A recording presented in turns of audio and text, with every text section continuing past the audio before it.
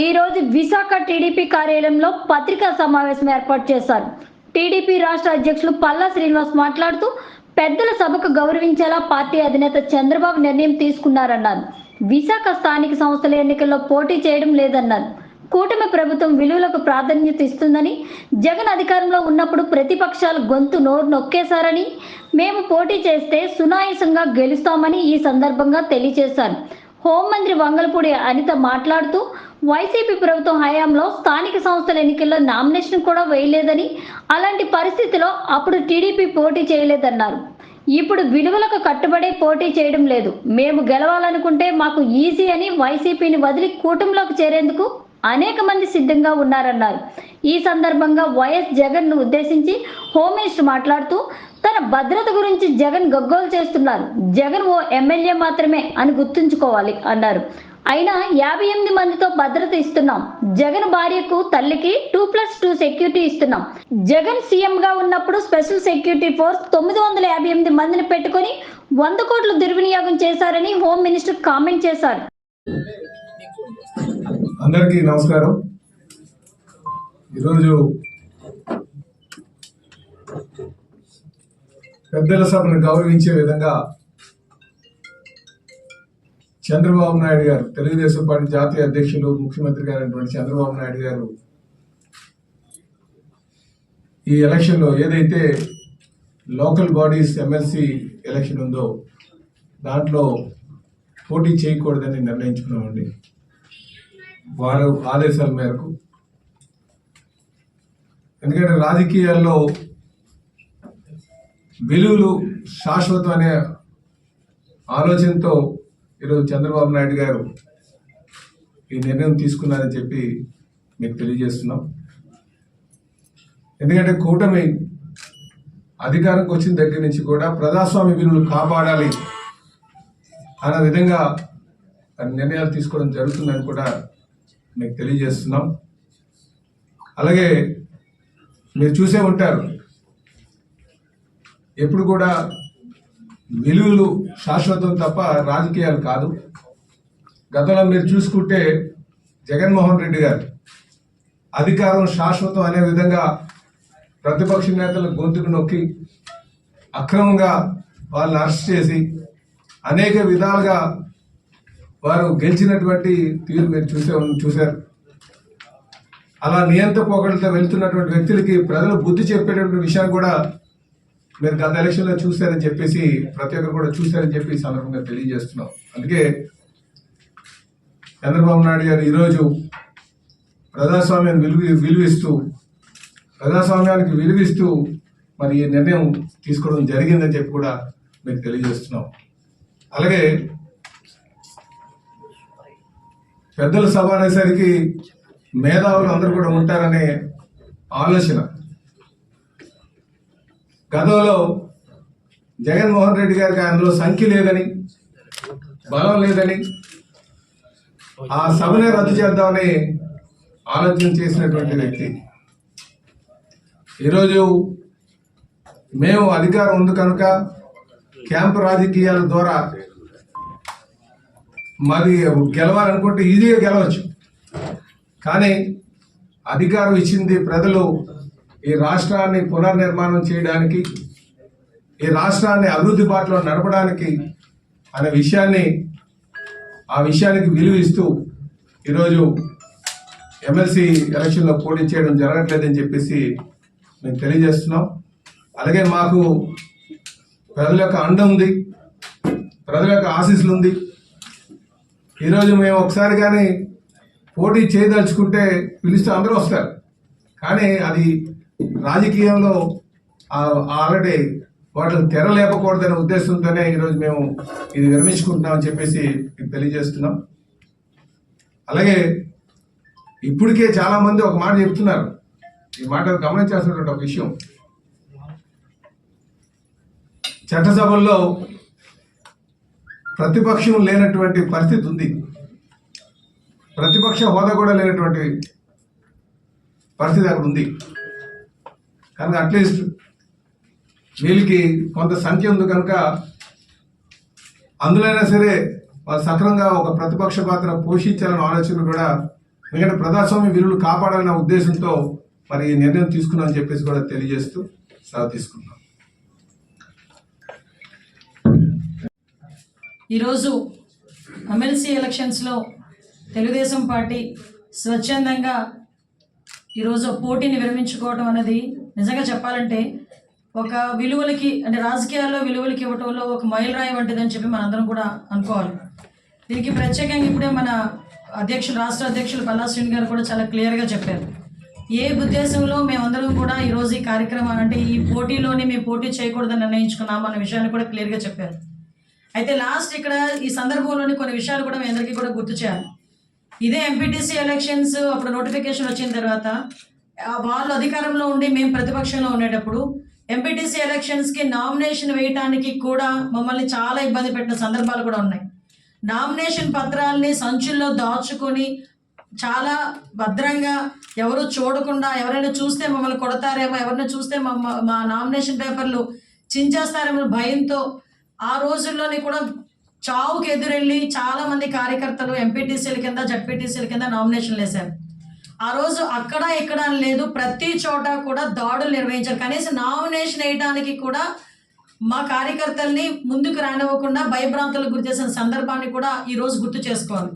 ఆ సందర్భంలో గౌరవ చంద్రబాబు నాయుడు, ఇప్పుడు సీఎం చంద్రబాబు నాయుడు గారు ఆ రోజు నిర్ణయం తీసుకొని ఎంపీటీసీ ఎలక్షన్స్ని మేము బాయ్కాట్ చేసాం. ఆ రోజు లోకల్ ఎలక్షన్స్ మేము బాయ్కాట్ చేసాం. ఆ రోజు బాయ్కాట్ చేసిన తర్వాత మళ్ళా తిరిగి ఈరోజు ఆ ఎమ్మెల్సీ ఎలక్షన్స్లో ఈ స్థానిక సంస్థల ఎమ్మెల్సీ ఎలక్షన్స్లో పోటీ చేయడం అనేది నైతికత కాదు, అది విలువలకు విరుద్ధంగా ఉంటుంది అని ఒకే ఒక ఉద్దేశంతో ఈరోజు గౌరవ చంద్రబాబు నాయుడు గారు ఈ నిర్ణయం తీసుకున్నారు. చాలా మంది బయటకు వచ్చి ఈరోజు ఏదేదో మాట్లాడుతున్నారు అనమాట. అంటే వీళ్ళకి ఏంటంటే వాపుకి బల్బుకి తేడా లేని వాళ్ళందరూ కూడా వైఎస్ఆర్సీపీ పార్టీలోనే ఉండటం కూడా మన దౌర్భాగ్యం. వాళ్ళ పరిస్థితి ఎలా ఉందంటే ఈరోజు మేము ఏదో భయపడిపోయాము, అలా భయపడిపోయాము, ఇలా భయపడిపోయాము అంటున్నారు. ఒక్కసారి చరిత్రను గుర్తు తెచ్చుకోండి. ఎన్నో సంవత్సరాలు కాదు, జస్ట్ ఒక్క సంవత్సరం, 2 నెలలు ముందుకెళ్ళండి, దానికి 1 సంవత్సరం ముందుకెళ్ళండి.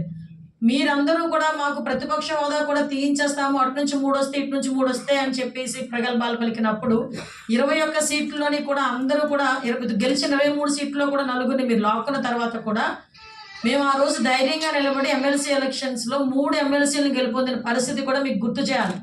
ఆ రోజు గెలుపొందినప్పుడు కూడా మేము ఉన్నది ప్రతిపక్ష హోదాలో ఉండి కూడా 3 ఎమ్మెల్సీ ఎలక్షన్లు గెలిపించుకున్నాం. అలాంటిది ఈరోజు 164 మ్యాండేట్ ఇచ్చి 2 నెలలు అయింది. ఇంకా 2 నెలల ముందే మేము గవర్నమెంట్ ఫామ్ చేసాం. ఈ రోజు నిజంగా క్యాంపు పెట్టాలి, క్యాంపు పెట్టుకోవాలనుకుంటే మీ క్యాంపులు మేము బదలగొట్టలేమా? మేము క్యాంపులు పెట్టలేమా? మీకు తెలియదేమో, ఈ రోజుకి కూడా చాలా మంది ఎంపీటీసీలు ఎలక్షన్ అనేసరికి వైఎస్ఆర్సీపీ ఎంపీటీసీలు చాలా మంది మాకు టచ్లోకి వచ్చారు. కానీ ఈరోజు గెలాలనుకొని మేము నిర్ణయించుకుంటే కనుక చాలా ఈజీగా మంచి మెజార్టీతో గెలిచే పరిస్థితి మాకు ఉంది.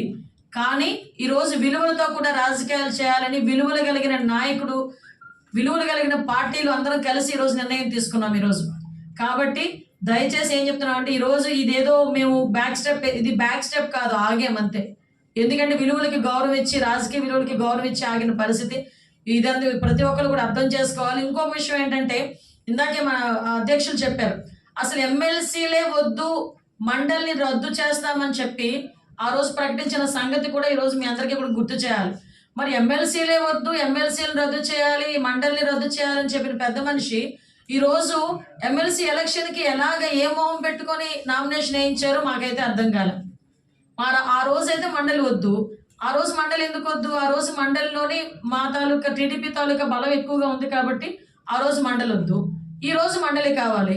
ఎందుకంటే ఈ రోజు అసెంబ్లీలో వాళ్ళకి బలం లేదు కాబట్టి ఎటువంటి పరిస్థితుల్లోనైనా మండలిలో కూర్చోబెట్టి ఇబ్బంది పెడదామని ఉద్దేశం. కానీ ఒకటి, వాళ్ళు ఎన్ని ఇబ్బందులు పెట్టినా కూడా మేము బిల్లు ఎలా పాస్ చేసుకోవాలో, ప్రజలకు ఎలా మంచి చేయాలో మా అందరికీ కూడా తెలుసు. కాబట్టి ఇలాంటి ప్రయత్నాలు మానాలి.